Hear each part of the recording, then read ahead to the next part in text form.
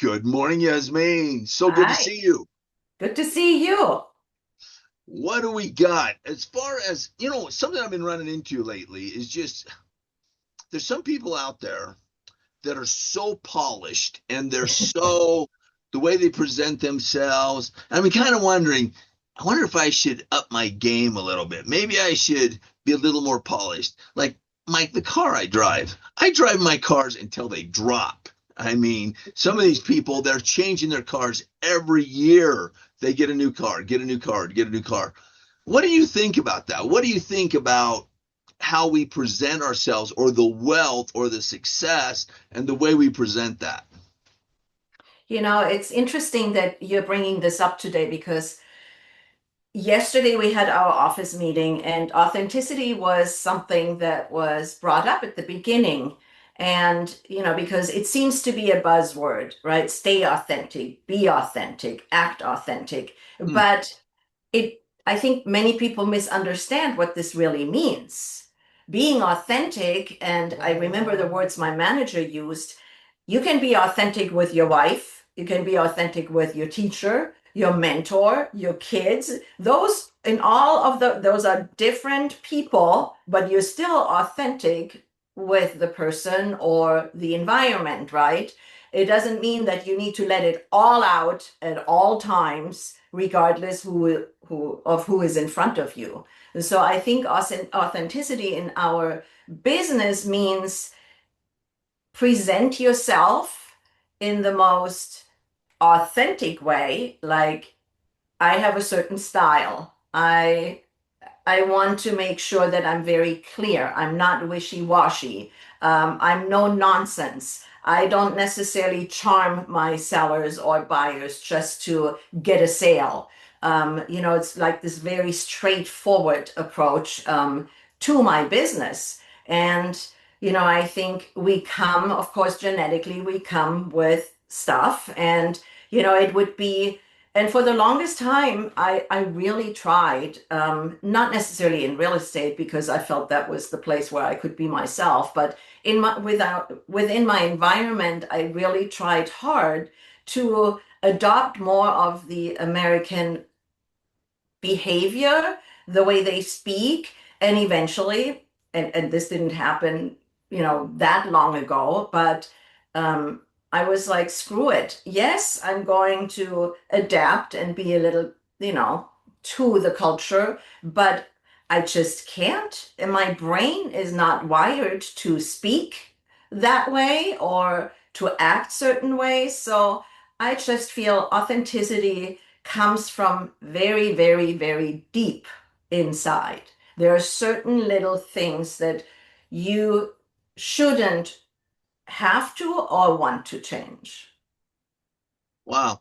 Well, that can go so many different directions as far as who we are, where we came from, all that kind of stuff. But when it really comes down to it, the being true to yourself, and that doesn't mean you can't be a better person. Some people have cussing mouths, or some people have a body odor situation, or whatever, all these different circumstances or situations, and they say, well, that's just who I am. That's garbage. That's just bullcrap. But at the same time, being true to ourselves as far as like for example, I have coaches all the time that watch what I do, and I hire them to help me do better, and they watch what Right. I do, and they're like, Todd, the things you say, we could never tell somebody to say those things.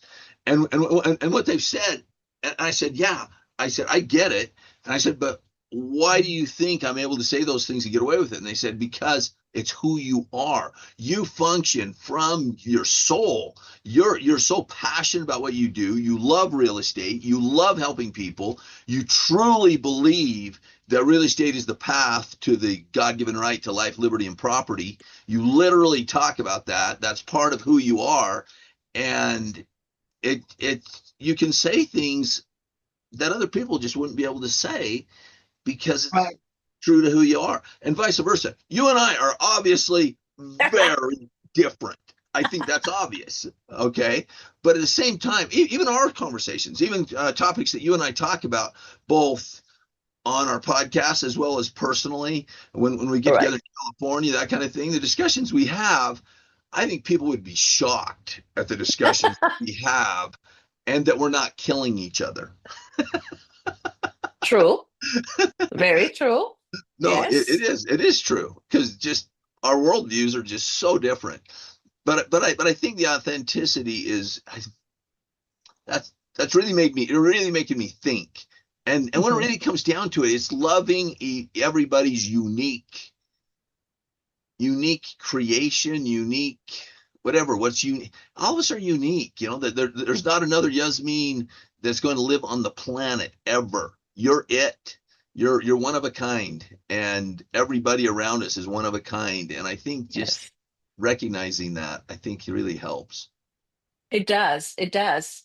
And I wouldn't want you, it's now that you know somebody well and you feel that they are authentic, right? And someday you walk into a room and there's a different person because they feel they have to go onto that bandwagon of trying to follow a fad, or they have a role model, or and all of a sudden it's like, okay, what are you really trying to do? It's not working, because most of the time it doesn't even work. So Right. I think, again, authenticity has its place. It's like you can't just let loose with anybody and anywhere.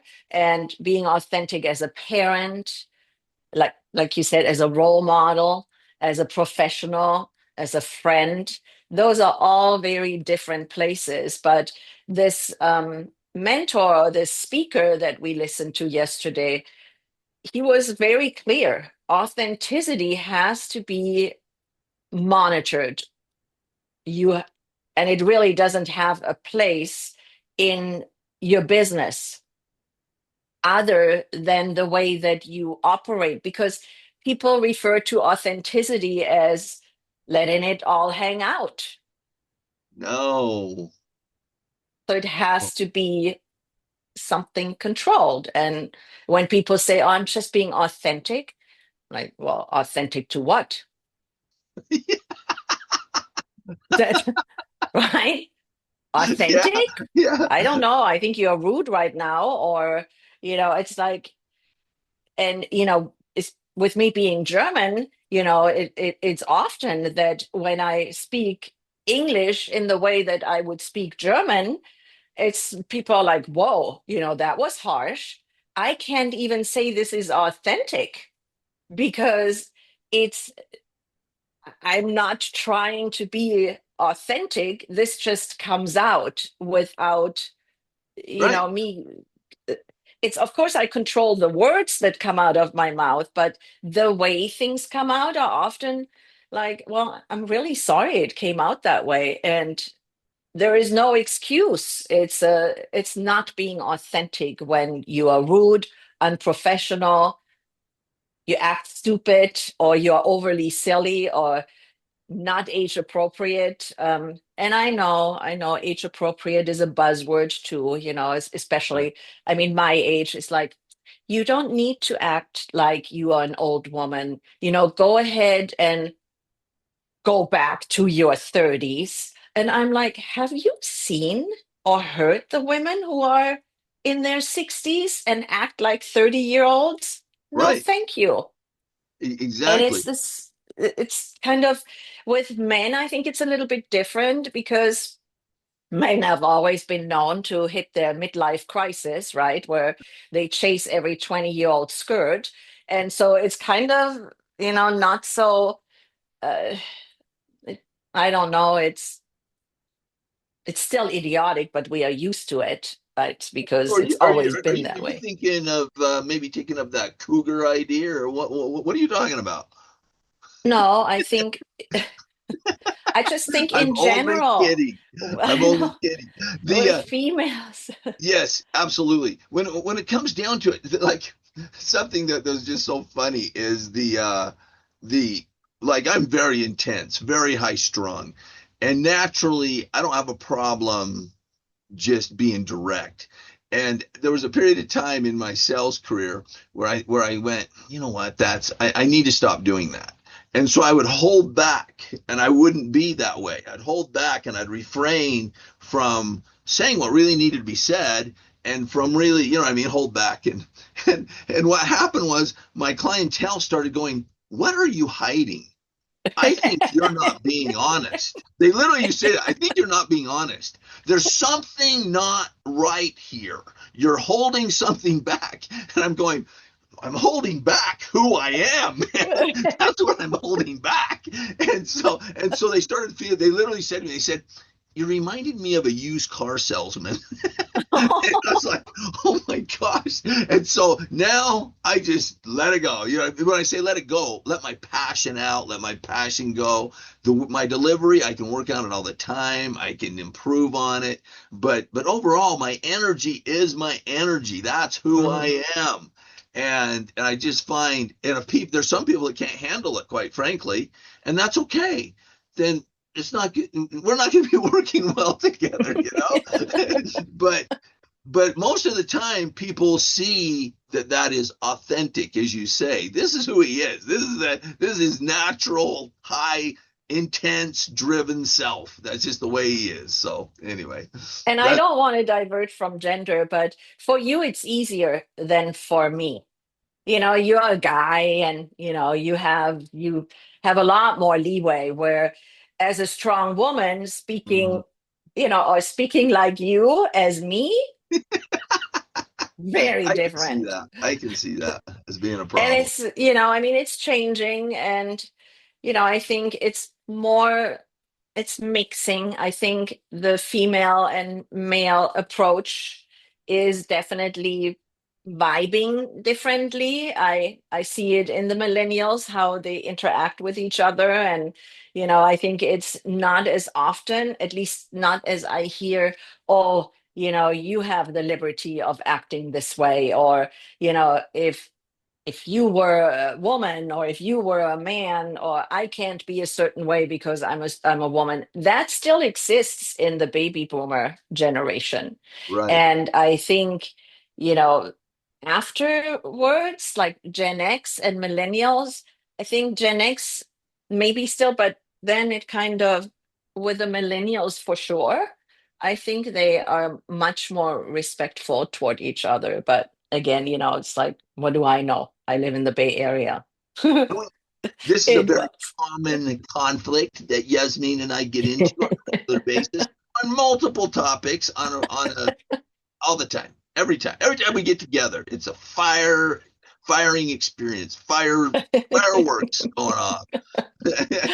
Yes, All it right, is. talk to you Well, later. you Take have a care. good day. You too. Talk to Bye you bye. soon. Bye.